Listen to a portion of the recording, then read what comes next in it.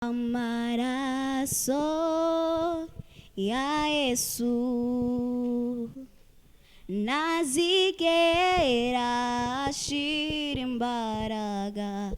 Amaraso ya Yesu nazigera ashira imbaraga. Amaraso ya Yesu nazigera ashira imbaraga. Amaraso ya Yesu nazigera ashira imbaraga. Amaraso ya Yesu nazigera ashira imbaraga. Ongeye kubasuhuza mu izina ry'umwami wacu Yesu Kristo. Amahoro y'Imana abane namwe mwese abo tubana mu biganiro by'ijambo ry'Imana, ari indirimbo mbetse n'impuguro mu buzima busanzwe binyura kuri iyi channel ya Nigihe Cyawe TV, ari kuri YouTube no kuri TikTok. Ushobora gusacinga ukoresheje ijambo Nigihe Cyawe TV udusangaho mu biganiro byacu. Uyu munsi rero twongeye kugaruka mu gice cya kabiri turi kumwe n'ababana basengera muri mu ikanisa ya Sepake Gashojwa mu gihugu cya Uganda. Mwaro byumvise mu gice cya mbere n'abana b'abahanga mu kuvuga ibitabo bya Bibiliya mbetse n'ibindi. Uyu munsi rero tugiye kuganira nabo. Reka tubanze dusabe aba bana bari imbere babanze badusuhuze, turahera kuri impera, ariko mbere yuko tuganira reka banza dusuhuza tubwira amazina ye, hanyuma tuganire mu kiganiro cy'uyu munsi. Ni karibu.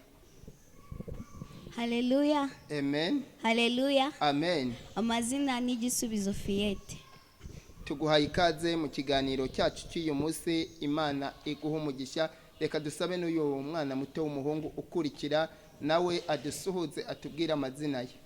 Haleluya. Amen. Amazina yanjye ni Dufitumukiza Moses, nuka kuri Spark Uganda Kashorwa ahandi Mandwa. Imana iguha umugisha Moses, turakwakiriye mu kiganiro cy'uyu munsi. Reka dusabe n'uyu mukobwa ukurikira nawe adusuhuze atubwire amazina ye, tubone uko tuganira tuzinanye.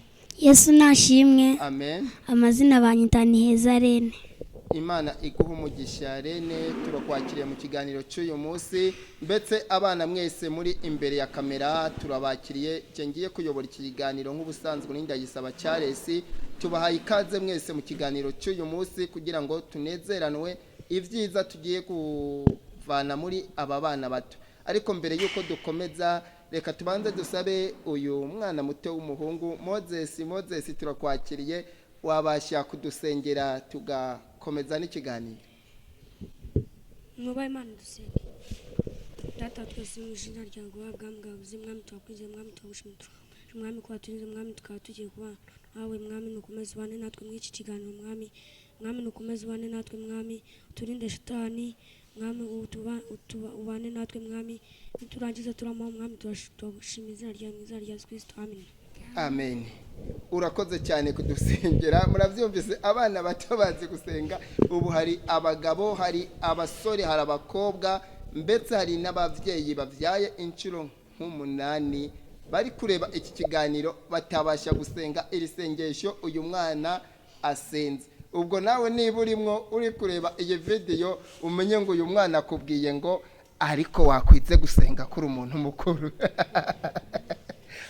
Rero turabakiriye mwese muri kino kiganiro, ababashije kuvuga amazina n'abatabashije kuvuga, mwese muzashikirwa uko ibice by'iki kiganiro bizagenda bikurikirana. Bizarangira abakunzi banyu babakurikirana bamenye izina rya buri muntu wese. Tubahaye ikaze rero mu kiganiro cy'uyu munsi, mutugezeho ibyo mwaduteguriye. Ndibaza ngo uyu munsi mwadutegura iki? Ubushize mwatubwiye ibitabo bigize Bibiliya ndetse muranatuganiriza. Uyu munsi rero twipfuje kumenya icyo mwaduteguriye. Nanjye mfite amatsiko nk'abandi yo kumenya icyo mwaduteguriye. ni iki mwaduteguriye mu kiganiro cy'uyu munsi mugiye kugezaho abakunzi bayo. Waho muduhe agaseke k'icyo mwaduteguriye mu kiganiro cy'uyu munsi, hanyuma turakomeza n'ikiganiro nyuma. ubutumwa bwiza uko bwanditswe na Matayo igice cya mbere umurongo wa mbere aravuga ngo amasekuruza ya Yesu Kristo mwene Dawidi mwene Aburahamu ngaya. Aburahamu yabyaye Isaka, Isaka yabyaye Yakobo, Yakobo yabyaye Yuda na bene se, Yuda yabyaye Peresi na Zera kuri Tamari, Peresi yabyaye Hesironi, Hesironi yabyaye Ramu, Ramu yabyaye Aminadabu, Aminadabu yabyaye Nasoni, Nasoni yabyaye Salmoni, Salmoni yabyaye Bowazi yabyaye Obedi kuri Rusi, Obedi yabyaye Yesayi, Yesayi yabyaye Mwami Dawidi, Dawidi yabyaye Salomo kuri muka Uriya, Salomo yabyaye Rehobowamu, Rehobowamu yabyaye Abiya, Abiya yabyaye Asa, Asa yabyaye Yoshafati, Yoshafati yabyaye Yoramu, Yoramu yabyaye Uziya, Uziya yabyaye Yotamu, Yotamu yabyaye Ahazi, Ahazi yabyaye Hezekiya, Hezekiya yabyaye Manase, Manase yabyaye Amoni, Amoni yabyaye Yoseya, Yoseya yabyaye Yekoniya na bene se igihe biri muri Babiloni. Bamaze kwimura i Babiloni, Yekoniya yabyaye Shatieli yabyaye Zerubabeli, Zerubabeli yabyaye Abiyudi, Abiyudi yabyaye Eliyakimu, Eliyakimu yabyaye Azori, Azori yabyaye Sadoki, Sadoki yabyaye Hakimu, Hakimu yabyaye Eliudi, Eliudi yabyaye Eliyazari, Eliyazari yabyaye Matani, Matani yabyaye Yakobo, Yakobo yabyaye Yuda. Mariya ari we nyina wa Yesu witwa Kristo. Nuko basekuruza bose uhereye kuri Aburahamu ukageza kuri Dawidi ni 14, kandi uhereye kuri Dawidi ukageza igihe bimuri Babiloni ni 14, kandi uhereye icyo gihe bimuri Babiloni ukageza kuri Yesu Kristo ni 14. Bose hamwe ni 42. Bose hamwe ni 42. Imana ibahe umugisha, mwakoze cyane. Reka mubanze amashyi yanjye ntaho yagera ndumva. Mubanze mwikomera amashyi ku kintu gitangaje mukoze.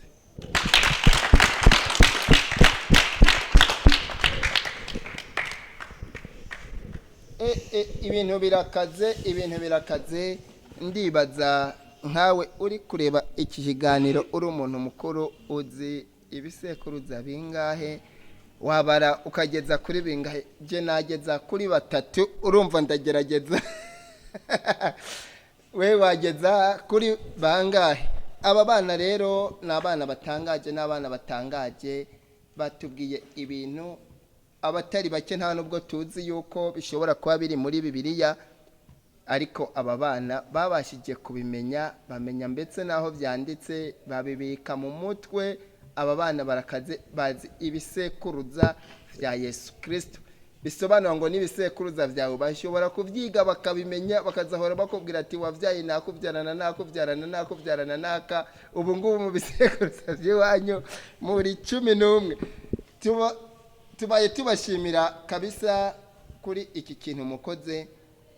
Cyo kinkoze ku mutima, ndumva muri abana batangaje kandi muri abana bo gushimirwa kuri buri muntu wese ari kureba iyi video. Ndazi ari gutangara avuga ngo aba bana sinarizi yuko baba muri iyi si y'Imana.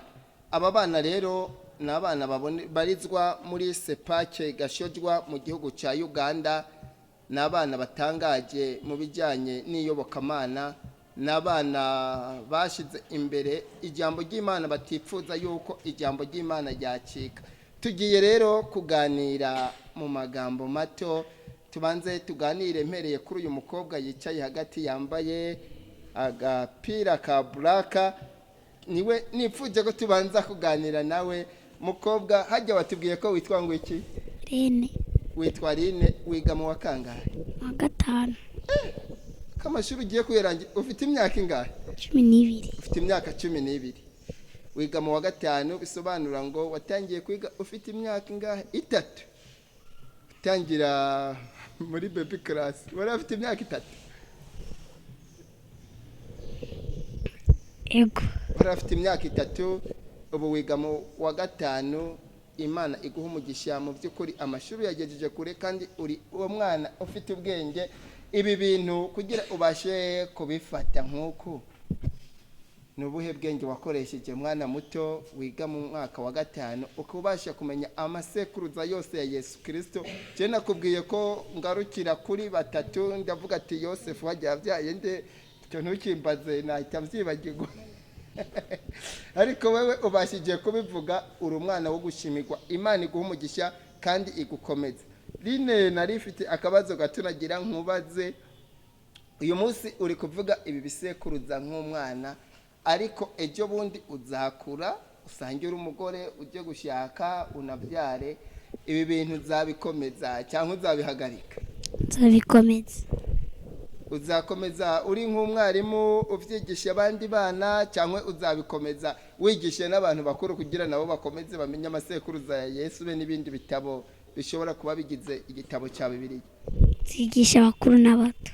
Zigisha abakuru n'abato. N'ubu iyi video abari kuyireba ntabwo ari abana bato kuko abana bato nta amatelefone bafite nta za mashini bashobora kuba bafite ariko ndakeka abantu bari kureba iyi video n'abantu bakuru kiretse ko n'abana bato bazahora basaba abavyeyi bakagira iki bakareba. Niki wabwira abantu bari kugukurikira muri uyu mwanya kuri TikTok mbetse no kuri YouTube? Niki wumva wabasaba bagufasha? Nabo bashishikare kubyiga. Nabo bashishikare kubyiga. Imana iguha umugisha. Muravyumva Line arababwira ngo namwe abantu bakuru muri kumukurikira muri uyu mwanya mwige aya masekuruza mwige ijambo ry'Imana. Ubundi ijambo ry'Imana niko kabando abakuru n'abato bitwaza muri uru rugendo. Reka tubaze nongere nkubaze akabazo kanyuma. Ibi bintu iyo uri kuvyiga ubifatikanya n'amasomo usanzwe wiga ntabwo bigongana ugasanga mu ishuri bishobora kuba gutuma uba uwanyuma abavyeyi sikorofizi bakwishuriye gapfubusa kandi barishe? Oya. Muri itamu ya mbere turangije waje muri grade ya kangahe? Ya mbere. Waje muri grade ya mbere. Imana iguha umugisha. Urumva ntabwo uri incabwenge mu bya Bibiliya gusa no mu ishuri usanzwe uri incabwenge. Reka twongere tubaze uyu sinzi ngo ndamwita umusore. Reka ndamwita umusore ntukuzerata reka ndamwita umusore ntugire ubwoba ngo aho nezerwa turi mu kiganiro kandi abantu bari kukureba bipfuza kukureba babona uri guseka bakubona wishimye ntago babipfuza kubona warakaye wakubaza ugiye kugwana ngo aho Moses nezerwa kugira ngo nkwingire ikintu gito nkwibariza. Moses ufite imyaka ingahe? 11. Ufite imyaka 11 wiga mu wa kangahe? Wa 3. Wiga mu wa 3. Hajya Line watubwiye ngo ufite imyaka ingahe? 12. Line afite 12 yiga mu wa 5. Moses afite 11 yiga mu wa 3. Moses amashuri ayagejeje kure. Ayagejeje kure ni umwana muto mudava mu murebuko reka mubegereze ni umwana muto ntabwo arasaza mutavuga ngo Moses ngo umuntu yitwa Moses wese abakuze. Moses ni umwana. Moses muri iyi tamu ya mbere waje muri grade ya kangahe? Ya mbere. Waje muri grade ya mbere. Bisobanura ngo uri umuhanga mu ishuri mbetse no mwiyobokamana uri umuhanga ntabwo woroshye. Moses ibi bintu iyo uri kuvyiga wiga n'amasomo nazaho mu waka mwarimu aba yaguhaye kandi na mwarimu wanyu abigisha muri Sunday school ugasanga yaguhaye ibitabo za kwiga ntabwo bikuvuna ugahiga icuhera ko n'icyo uri buherukireho bikakunanira? Oya. Byose ubasha kubifatanya ukabimenya? Yego. Ariko kiretse ko mwavugiye mu gwishi ibi bintu Moses wabivuga wenyene? Yego. Ngo aho tubwire mwavuze ibisekuruza 42 sibyo mwavuze? Yego. Tubwiremo 14 wenyene. Amasekuruza ya Yesu Kristo mwene Dawidi mwene Abrahamu ngaya. Abrahamu yabyaye Isaka, Isaka yabyaye Yakobo, Yakobo yabyaye Yuda na bene se, Yuda yabyaye Perezi na Zera kuri Tamari, Perezi yabyaye Esironi, Esironi yabyaye Ramu, Ramu yabyaye Aminadabu, Aminadabu yabyaye Nasoni, Nasoni yabyaye Salomoni, Salomoni yabyaye Boazi kuri Rahabu, Boazi yabyaye Obedi kuri Rusi, Obedi yabyaye Yesayi, Yesayi yabyaye umwami Dawidi. Imana iguha umugisha ngo ukomeye amashyi. Reka tumukomere amashyi. Kandi hari umuntu udakomye amashyi kandi atabivuga we. Harimo umwana nabonye atakomye amashyi, ndaguha mikoro bivuge. Ndaguha mikoro, uyu mwana atari gukoma amashyi, ndamuha mikoro abivuge wenyine. Moses, Imana iguha umugisha, ugize neza cyane. Moses, nawe ngira nkwibarize, niki wasaba abantu bari kugukurikira muri uyu mwanya bumviriza ibyo uri kuvuga, mbese banakureba bavuga ati dore umwana mwiza, namwe murabibona n'umwana rwose ubereye ijisho, niki wabasaba muri uyu mwanya? njyewe nabasaba yuko nabo baza bakurikirana ibi bitabo, nabo bakabifata bakamenya Imana icyo ari cyo. Okay, wipfuza ko abantu bose bamenya Imana, nabo bino bitabo bakabasha kugira iki, kubifata ku mutwe. Hari abantu babajije tubwire umurongo umwe wanditse muri Bibiliya atawubasha kuvuga. Reka tubaze uyu mukobwa yicaye ku ruhande, wenda abona ni n'umukobwa mukuru. Ndi bukubaze byinshi kuko uri mukuru, ntacyo ndi bukubaze, uri buyoberwe, uri umuntu mukuru. Hajya watubwiye ko witwa ngo iki? Gisubizo Fiyete. Fiyete Gisubizo ni n'akazina keza. Uri igisubizo mu muryango, mbese uri igisubizo ku itorero, ukaba n'igisubizo ku gihugu. Turakwakiriye ubugira kandi muri kino kiganiro.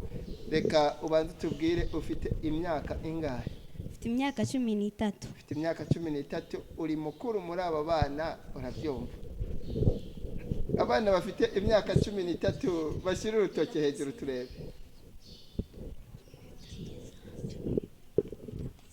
Muri batanu, ab'imyaka 13 muri batandatu, ntabwo muri bake. Hari uw'imyaka 15 arimo, wa 15.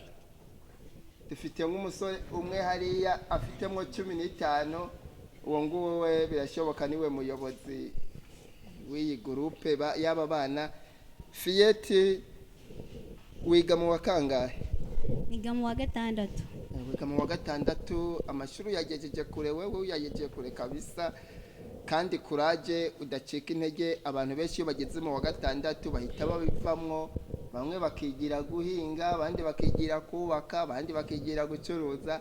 Ariko we tukwipfurije gukomeza aya mashuri, mbese uzana yarangize tuzabona umusaruro wavuye muri sikorofizi abavyeyi bagiye bakwishurira. Ibi bintu Fiyete, weho uri n'umuntu mukuru, ufite uko ubimanaginga ukabibasha, ntabwo bikugora iyo uri muravyigana n'amasomo yo kwishuri. Ugashobora gusanga mu ishuri ushobora kuba uwanyuma, ugasanga uteye agahinda abavyeyi kuko ubaye uwanyuma kandi baba bishuye sikorofizi. Kandi sene murabizi abantu bazibona zibavunye, mbetse n'amashuri hano muri Uganda nta nubwo yoroshe. Kuba ari kureba iki kiganiro bari kure, bamwe ntibaba banabizi, amashuri yo muri Uganda ntiyoroshe.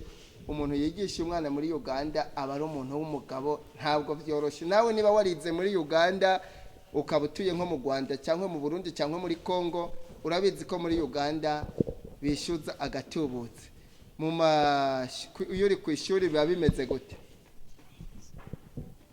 Just bimeze nk'ibisanzwe kuko narabimenyereye, byose nabifatanya.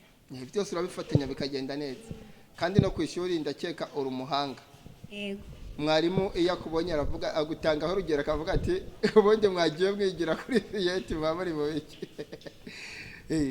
Neza Fiyete, ibi bintu utangiye kuba mukuru, ntabwo numara kuba mukuru uzasanga wacitse intege, wabivuyemwo bakavuga ngo murekere bari abana bagifite imyaka 12 abari bo baba babikora, je mbivuyemwo nibereye umuntu mukuru, usange utangiye kutita ku byo wari waratangiye. Oya, uzabikomeza kandi ubikomeze neza. Tukwipfurije amahirwe, mbetse nuko uzabikomeza kuko ibi bintu bimaze guhindura imitima y'abantu benshi. Kandi abantu benshi bipfuza kubona abana bameze nkamwe bamamaza ijambo ry'Imana binyuze mu ndirimbo, mbetse no muri buri kimwe ari no mu ijambo ry'Imana. Ikindi kintu nari nipfuje kumenya, ibintu mukora, ibi bintu byo kuvuga ibitabo bya Bibiliya cyangwa mu bijyanye no mu rusengero, hariho ibindi bintu mukora? tuvuga ibitabo sometimes tukabyiriza ikindi gihe turi mbega natwe turi muri korali muri n'abaririmbyi imwe muranabwiriza.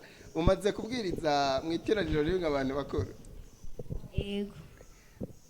ngo aho tuganirize nko mu munota umwe, umunsi wa mbere wabwirije mu iteraniro ry'abantu bakuru wiyumvise gute? Wumva bimeze gute uko wiyumva? nyine ugitangiye ufite ubwoba ariko nyine iyo umwuka nyine wagushoboje ubivuga neza. ariko ubwoba bwo iyo ugitangira aba ari bwinshi, ariko ntibiba binoroshye. Umaze gusohoka nk'abantu, ndabizi iyo umuntu arangije ikintu haza komenti nyinshi, ugasanga abantu barimo baravuga ngo wari wabikoze neza ariko wavyekiye aha, abandi ati wari afite ubwoba. Umaze kugera hanze watubwira mu magambo make komenti wakubitanye nazo z'abantu uko bakubwira byagenze? bamwe baravuga ati ngo nabishoboye, abandi akabato nagerageje. Umaze kubwiriza kangahe mu iteraniro ririmo abantu bakuru? maze kubyiriza nk'inshuro 3. nk'inshuro 3. Umaze gukamirika, urakaze. Ubwo ni iki wabwira abantu bari kugukurikira muri uyu mwanya? Icyo wabasaba, uri n'umuntu mukuru rero, ubwo umaze kubwiriza no mu iteraniro ry'abantu bakuru, ushobora no kubabwira ati icyo nipfuza gende mubwiriza butumwa ndakaze, mutangire muntumire mu biterane inze kubwiriza. Ni iki wasaba abantu bari kugukurikira muri uyu mwanya? icyo ngiye nabasaba ni ukuduforowinga no kuzaba dutumira kandi tena bakadutera n'inkunga. Bakabutera n'inkunga. Okay. Ibi bintu byanyu bisaba umwanya munini, ndetse rimwe na rimwe bisaba n'ubushobozi. Hari abantu bibaza ngo gukorera Imana ngo nta bushobozi bisaba, ariko bisaba n'ubushobozi. Aba bantu mubashigikire, abantu babona yuko ibintu bakora bikwiriye mubashigikire. Aba promotinga impano z'abantu, aba bana mu bapromotinge mu buryo bwinshi butandukanye, bashobora kugera kure mu bijyanye n'iyobokamana, ndetse bakageza ubutumwa ahatari hake, abantu bagahinduka bakava mu byaha, hanyuma isi yacu ikagira amahoro. Turagushimiye cyane, utuganirije neza. Ikintu kimwe nagira nsoza iki kiganiro, nibarize abana bose muri rusange, niki abana mwese muri rusange nabajije abari bafite za microphone, niki mwasaba abantu bari kubakurikira kugira ngo babafashe uyu munsi? Reka bibafashemwo. Hageze nk'umuntu avuga ngo ndayipfuza gusanga aba bana hagira icyo ndabafasha, niki mwamusaba?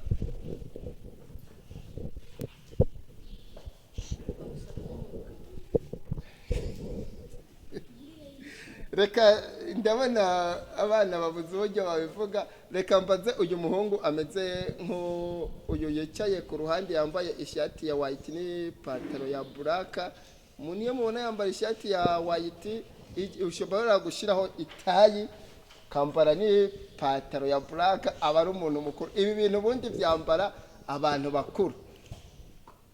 Reka mumumpere ka microphone gake, mumere microphone atubwire niki wasaba abantu habaye habonetse nk'umuterankunga akipfuza kubafasha, niki wamusaba? Twamusaba uniform nka korali, tukamusaba no kujya, tukabasaba no kudutumira mu biterane. Wamusaba uniform nka korali y'aba bana, ndetse mukabatumira no mu biterane. Impano rero z'abantu turabizi zikura iyo ziri gukora. Abantu bategura ibiterane, mutumire aba bana baze kubafasha gukora ibiterane, ndetse n'abantu bafite ibinyamakuru, mutumire aba bana mubakoreshereza interview kugira ngo babashe kumenyekana, kandi umurimo w'ivyo bakora ubashe kugera kure. Mwakoze cyane mwe twari turi kumwe muri iki kiganiro. Naho ubutaha mu bindi bice tuzaba turi kuganira n'aba bana. Imana ibaha umugisha, mukomeze mudushigikire kuri izi channel zacu, kandi aba bana mubashigikire. Mwipfuza kuvugana nabo, turaza kubaha inamba z'umuyobozi wabo kugira ngo muzavugane nawe, abazaba bipfuza gushigikira mbese no gufasha aba bana. Naho ubutaha.